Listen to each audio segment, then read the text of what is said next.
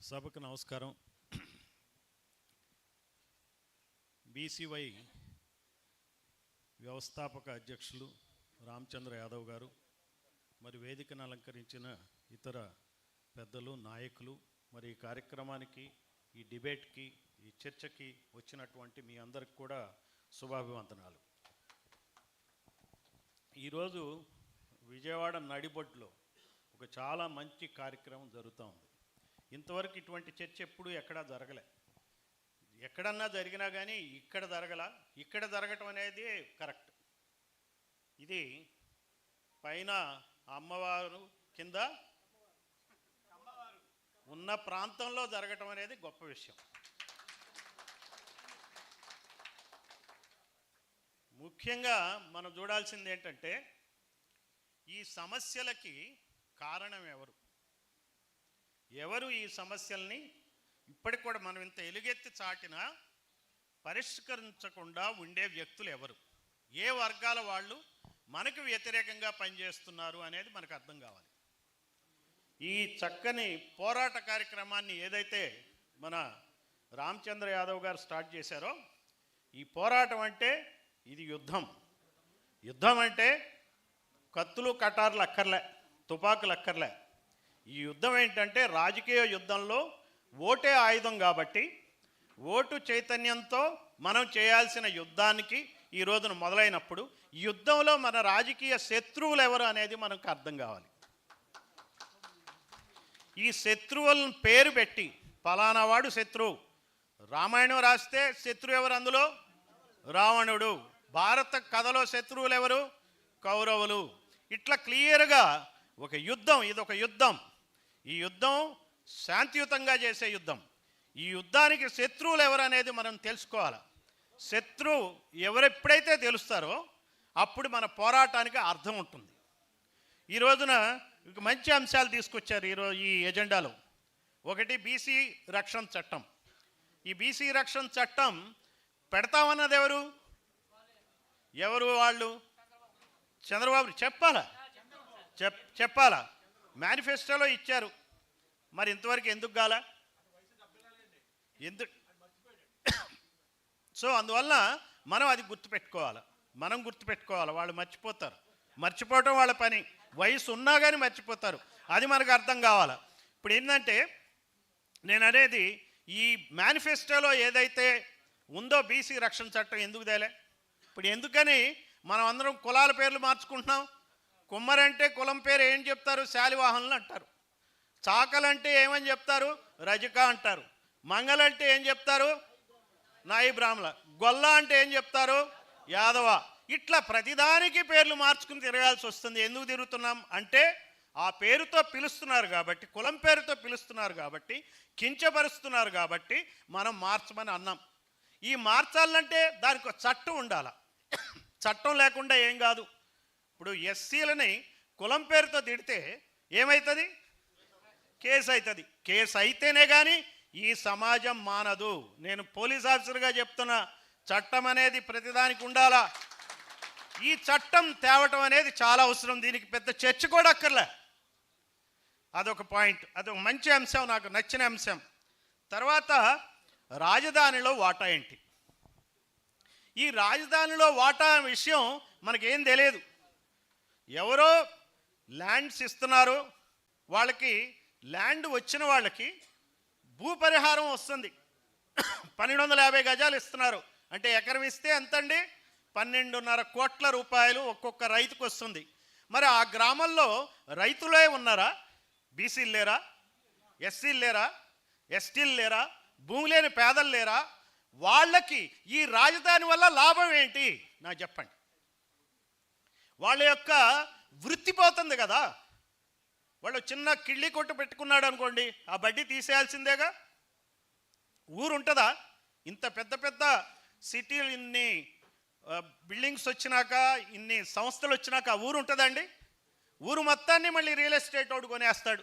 50 గజాలు ఉన్నా కొంటాడు, 25 గజాలు ఉన్నా కొంటాడు. ల్యాండ్ పూలింగ్ చేస్తారు వాళ్ళు. ఈ ల్యాండ్ పూలింగ్ అనేది ఏంది? అది ఈ రియల్ ఎస్టేట్ వాళ్ళ నుంచే నేర్చుకున్నాడు ఆయన చంద్రబాబు నాయుడు. ల్యాండ్ పూలింగ్ దానికి ఏం చేస్తాడు? డెవలపర్గా ఏం చేస్తాడు? ఏదో డబ్బు ఇవ్వటమో, అందులో నిర్మాణం చేసిన దానిలో వాటిలో వాటా ఇవ్వటమో చేస్తాడు. ఇక్కడ భూమి ఇస్తున్నాడు, ప్లాట్లు ఇస్తున్నాడు. మరి భూమి లేని పేదలకి, రాజధానిలో మాయమవుతున్న ఈ పేదల భవిష్యత్తుకి, వాళ్ళ వృత్తులకి పరిహారం ఏంటి? ఇది ఎప్పుడైనా మనం ఆలోచించామా? మన తోటి బీసీల గురించి ఆలోచించామా? ఇక్కడ ఎంతమంది ఉన్నారు చెప్పండి అమరావతికి చెందిన బీసీలు? ఎవరు ఉండకపోవచ్చు, ఒకళ్ళిద్దరు తప్పిస్తే. మిగిలిన బీసీలు ఆలోచించారా? రెండు, అక్కడున్న బీసీలకైనా ఈ ఆలోచన వచ్చిందా? వృత్తిపోయిన వాడికి మృత్యువేనా శరణం? భూమి పోతే భూమి ఇస్తావు, వృత్తి పోతే ఏమిస్తావు? ఇది కదా మనం చర్చించాల్సింది, అడగాల్సింది, డిమాండ్ చేయాల్సింది. బీసీలతో పాటు ఎస్సీలు, ఎస్సీలతో పాటు ఎస్టీలు, ముస్లింలు అందరం దీన్ని మనం ప్రశ్నించాలా? మనకేం తెలియట్లే, మనం చాలా అమాయకంగా బతుకుతున్నాం. ఇప్పుడు కాదు, కొన్ని 7-8 దశాబ్దాలుగా ఈ స్వాతంత్రం వచ్చిన దగ్గర నుంచి ఓటు వాడుతున్నాం, కానీ మనకేం తెలియదు.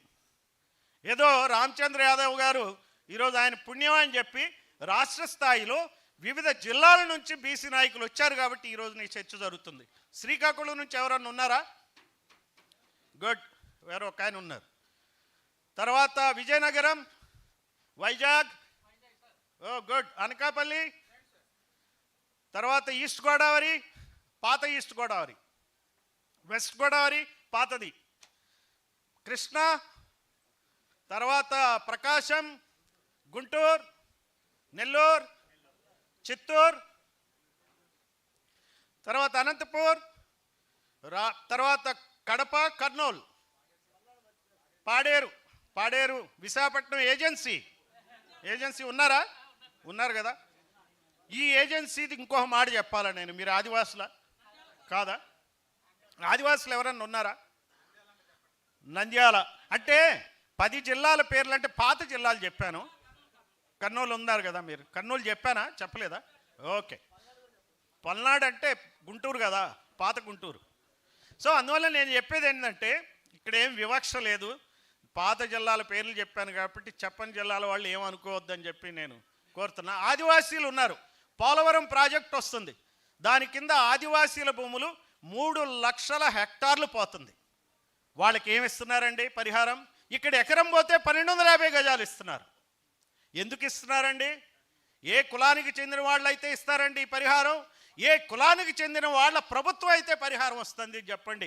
మన కులాలకు చెందిన ప్రభుత్వం వస్తేనే మనకు పరిహారం వస్తుందా? వాళ్ళ కులాలకు చెందిన ప్రభుత్వాలు ఉంటే మనకు రాదా? అర్థమవుతుందా లేదా?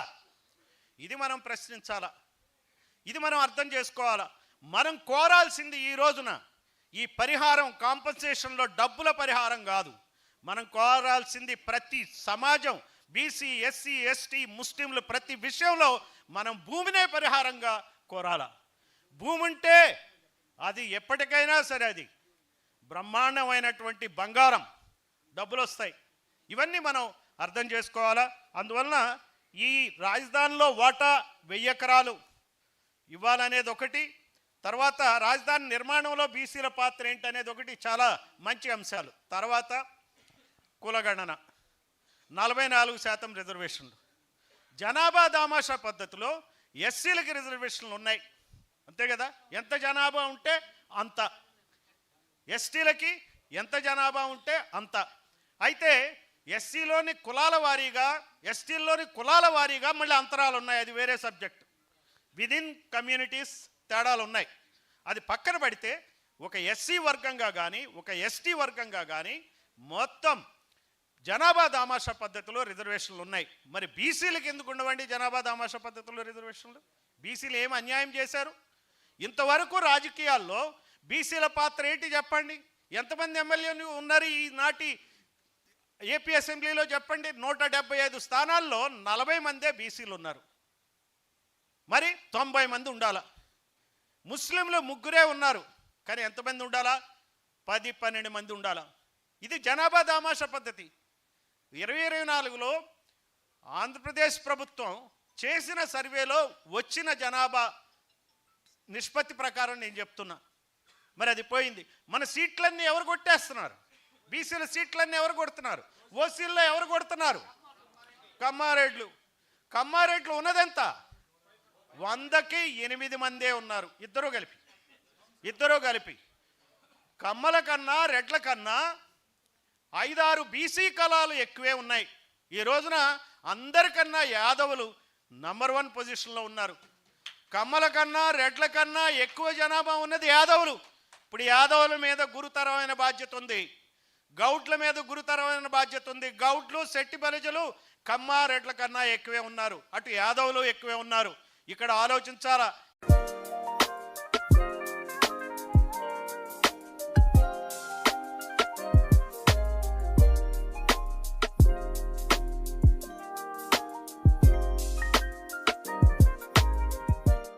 యుద్ధం చేస్తున్నారు ఈ 2 కులాల వాళ్ళు, అది గుర్తుపెట్టుకోవాలి.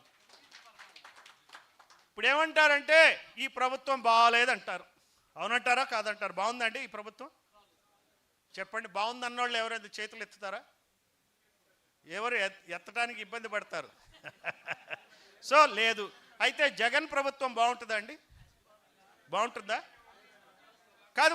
మనలో ఎలాంటి తేడా ఉందంటే, బాబు ఎట్టాగు ఓడిపోతాడు ఈసారి, వచ్చేసారి జగన్ వస్తాడు అనుకుంటున్నారా లేదా?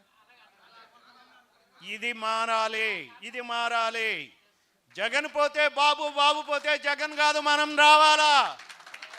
మనం ఆ దృష్టితో ఆలోచించాలా.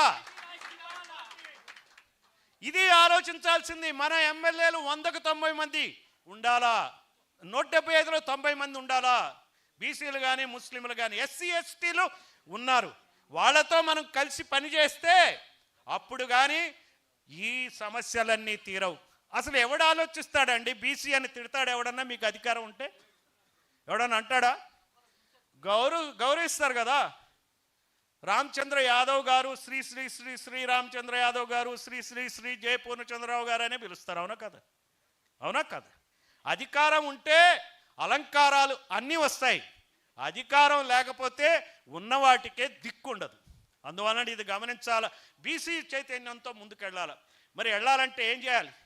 ఏదో ఈ రోజున మనం కలుస్తున్నాం, ఆయన మీటింగ్ పెట్టారు, వచ్చాం, బాగానే ఉంది. ఏం చేయాలి? అది ఇంపార్టెంట్. ఏ రకంగా ముందుకెళ్ళాలి?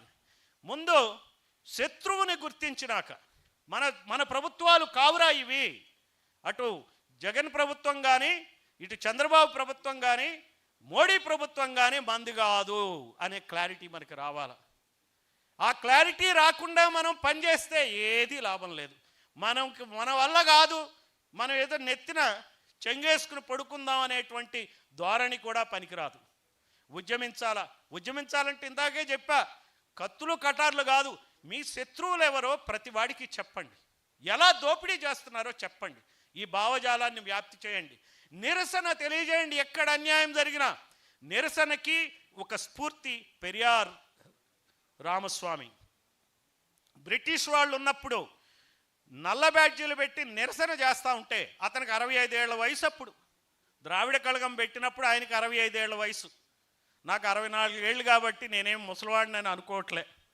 ఆయన 90 ఏళ్ళ వరకు నడిపాడు ఉద్యమాన్ని. మనము నడుపుతాం. ఏమండి, నల్ల రంగు వేసుకుందాం, నల్ల చొక్కా వేసుకుందాం, ఉద్యమాన్ని నడుపుదాం. పెరియార్ రామస్వామి అప్పుడు బ్రిటిష్ ప్రభుత్వం అణిచివేతకు గురవుతూ ఉంటే నిరసనలో నల్ల బ్యాడ్జీలు వేసుకుని తిరగమన్నాడు. నల్ల బ్యాడ్జీలు వేసుకున్న వాళ్ళందరినీ అరెస్ట్ చేయటం మొదలుపెట్టారు. అప్పుడు పెరియార్ రామస్వామి ఏం చేశాడో తెలుసా? నల్ల బ్యాడ్జ్ వేసుకుంటే అరెస్ట్ చేస్తావు కదా, నల్ల చొక్కా వేసుకుంటే అరెస్ట్ ఎట్లా చేస్తాడు? చొక్కా వేసుకున్నందుకు ఎవడన్నా చేస్తాడండి? చేయలేదు కదా. చొక్కా తీయమంటాడా? అందువల్ల నల్ల చొక్కాల ఉద్యమం మొదలుపెట్టాడు. దాంతో మొత్తం ఐడెంటిటీ వచ్చింది. నేను ఒకటే చెప్తున్నా, నాది ఇది సలహా. అంటే ఇది చర్చ కాబట్టి చర్చలు సలహాలు ఇవ్వచ్చుగా, తప్పేం లేదుగా.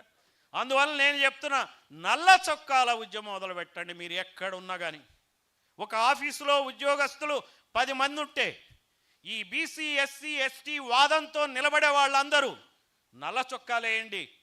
ఆ ఆఫీసులో మీరు నల్ల చొక్కాలతో కనుక కనపడితే ఆటోమేటిక్గా మిగిలిన వాళ్ళందరూ ఎవరు? వాళ్ళు నల్ల చొక్కాలు లేని వాళ్ళు ఎవరు? వాళ్ళు నల్ల చొక్కాలన్నా వేసుకోవాలా, లేకపోతే జాగ్రత్తగా ఉండాలా. ఇది మనం చేయాలా. ఇవన్నీ ఏంటంటే demonstrative way we have to function. ఒక డిమాన్స్ట్రేటివ్గా కనపడాలి. ఏదో చొక్కా వేసుకోవాలి కదండి. తెల్ల చొక్కాలు వేసుకున్న ప్రభుత్వాలకి తెల్ల చొక్కాలు వేసుకుంటే లాభం ఏంటండి? వాళ్ళ మనుషులు అనుకుంటున్నారు మనల్ని కదా. తేడా చూపించాలి కదా. మేము మీ మనుషులం కాదు, మీరు వేరు మేము వేరు. ఎందుకంటే మాకు అధికారం లేదు, మీకు అధికారం ఉంది. మీరు అధికారం ఉన్నవాళ్ళు, అధికారం ఉన్న కులాలు, మేము అధికారం లేని కులాలమే అని ముందు గమనించినాక నిరసన తెలపాలి. నల్ల చొక్కాల ఉద్యమం మొదలుపెట్టండి. తర్వాత మనం కలవాలి, అందరూ కలవాలి. బీసీల్లో మరి ఈ రోజున ఒక విషయం చెప్తా. మనకి స్వాతంత్రం వచ్చినప్పటి దగ్గర నుంచి, ఇంకా 2-3 నిమిషాలతో నేను క్లోజ్ చేస్తాను. స్వాతంత్రం వచ్చిన దగ్గర నుంచి 16 ఎన్నికలు జరిగినాయి. 16 ఎన్నికల్లో 2902 మంది ఎమ్మెల్యేలు అయ్యారు. అందులో కమ్మారెడ్డి కులాలకు చెందిన వాళ్ళు 1207 మంది అయ్యారు. 1207 మంది అయ్యారు. యాదవులకు సంబంధించిన ఎమ్మెల్యేలు ఎంతమంది అయ్యారో చెప్పగలరా మీరు? 46 మంది అయ్యారు. గౌడ, శెట్టి, బలిజ ఇద్దరిని కలిపి ఒక వర్గం కింద అనుకుంటాం కదా, ఏమన్నా ఒప్పుకోరా? అండ్ ఎక్సెట్రా ఎక్సెట్రా కలిపి ఒకటి అంటాం. ఆ ఒకటంటే ఇక్కడ ఏమన్నా గొడవ అవుద్దా? ఏం లేదు కదా. అందరూ కలుసుకోవాలంటున్నానుగా, గొడవ చేసుకోకూడదు ప్రస్తుతానికి. తర్వాత కావాలంటే బయట చేసుకుందాం. అయితే 68 మంది అయ్యారు ఎమ్మెల్యేలు. ఇద్దరూ కలిపి 68 మంది అయ్యారు. 2 కులాలు అంటే అన్నెండు కులాలు. అక్కడికి వచ్చేటప్పటికి 46 మంది అయ్యారు. మరి ఎంతమంది అవ్వాలా? ఈ రోజున రెడ్ల కన్నా ఎక్కువ ఉంది యాదవులు, కమ్మల కన్నా ఎక్కువ ఉంది గౌడ్లు, శెట్టి, బలిజలు. మరి వాళ్ళిద్దరూ కలిపి ఎంతమంది అయ్యారు? కమ్మలు 459 మంది ఎమ్మెల్యేలు అయ్యారు. రెడ్లు 658 మంది ఎమ్మెల్యేలు అయ్యారు. చూడండి, 10 రెట్లు ఎక్కువ, 10 రెట్లు ఎక్కువ. ఇది గమనించాల. అందువల్ల మిగిలిన బీసీలు ఈ బీసీలను చూసి ఫీల్ కావద్దు, యాదవులు గౌడ్లను చూసి. యాదవులు గౌడ్లు కూడా మీసం మెలయొద్దు మిగిలిన బీసీలను చూసి. ఎందుకంటే మీసాలు వాళ్ళ దగ్గర ఉన్నాయి, మీ దగ్గర లేవు. మీరు మెలేసిన ఉపయోగం లేదు. అందువలన గుర్తుపెట్టుకోండి, కలవాలా, బీసీలు అందరూ కలవాలి. రెండోది, ఎస్సీలతో కలుపుకోవాలి, ఎస్టీలతో కలవాలి, ముస్లింలతో కలవాలా. అందరం కలవటానికి ఒక రూపం, ఒక స్వరూపం, ఒక రంగు, అది నల్ల రంగు, నల్ల చొక్కా వేయండి. మీరు మీ ఊళ్ళలో కూడా ఈ విషయాల్ని మీరు చాటి చెప్పండి. మరి వేస్తున్నాం కదండి, అయ్యప్ప స్వామి దీక్ష అంటే నల్లదే వేస్తున్నాం కదా. మరి ఇక్కడున్న మన అమ్మవారి దీక్ష అంటే కాషాయం రంగు వేస్తున్నాం కదా. భవానీ దీక్షలు, హనుమాన్ దీక్షలన్నా వేస్తున్నాం కదా. మరి అన్ని దీక్షలకేసి మన అధికార దీక్షకి వేయటానికి ఏం ప్రాబ్లం అండి? నాకు చెప్పండి. ఇది అధికార దీక్ష. ఇదొక ఈ ఆంధ్రప్రదేశ్ నడిబొట్టున మీరు ఒకటి నిర్ణయం చేసుకోండి. పైన అమ్మవారే కాదు, కింద బీసీలు కూడా ఉన్నారు అని చెప్పండి. కింద ఎస్సీలు ఉన్నారు, ఎస్టీలు ఉన్నారు, ముస్లింలు ఉన్నారు అనేది మనం చెప్పాలి. ఆ దృష్టితో మనం ముందుకెళ్ళాలి. మనం కలిసి పనిచేయాలి. ఏ రకమైన సంశయాలు వద్దు. ముఖ్యంగా యూత్ మీదేనండి ఇదంతా. ఈరోజు రామచంద్ర యాదవ్ గారిది, ఆయన 40 సంవత్సరాల వయసు, 40-42 సంవత్సరాలు, మంచి వయస్సులో ఈ కార్యక్రమాన్ని ఆయన చేపట్టాడు. అలానే మేము యూత్ దీన్ని దృష్టిలో పెట్టుకోవాలి. యూత్కే కొంచెం కన్ఫ్యూజన్ ఉండదు. పెళ్ళిళ్ళు కాని వాళ్ళు ఎంతమంది ఉన్నారు? మీరు నెట్ చూస్తారుగా, పెరియార్ గురించి చదవండి, అంబేద్కర్ గురించి చదవండి, జ్యోతిబా పూలే గురించి చదవండి. జ్యోతిబా పూలే ఎప్పుడో చెప్పాడు, గులాంగిరి అని ఒక పుస్తకం రాశాడు, గులాంగిరి. ఈ గులాంగిరి చేయడం మనం మానుకోవాలి. కాన్షీరామ్ పుస్తకం రాశాడు, చెంచా యుగం అని. ఆ చెంచాగిరి మనం మానుకోవాలి. మనం వాళ్ళ దగ్గర కూర్చుని ఎకఎకలు పక్కపక్కలు పనికిరావు. వాళ్ళు మీ దగ్గరకు వచ్చి ఎకఎకలు పక్కపక్కలు అయ్యేట్టుగా మీరు చూసుకోవాలి. ఆ దృష్టితో పనిచేయాలి. పోరాడితే పోయేదేం లేదు, బానిస సంఖ్యలు తప్ప. ఈ కనపడని బానిస సంఖ్యలని మనం ఖచ్చితంగా ఛేదించాలా. మరి ఆ దృష్టితో ఈ రోజున ఒక మంచి కార్యక్రమం నడుస్తుందని చెప్పి నేను భావిస్తూ, మరి అవకాశం ఇచ్చినటువంటి బీసీవై పార్టీ వ్యవస్థాపక అధ్యక్షులు రామచంద్ర యాదవ్ గారికి, తదితర పెద్దలకి, వారి యంత్రాంగానికి ధన్యవాదాలు తెలియజేస్తాను. Thank you very much sir. మీ అమూల్యమైన ఆలోచనలను మాతో పంచుకున్నందుకు, తెలియని ఎన్నో విషయాలను కూడా తెలియజేసినందుకు. ఇది కేవలం సదస్సు కాదు, ఒక చారిత్రక సంఘం. ఇది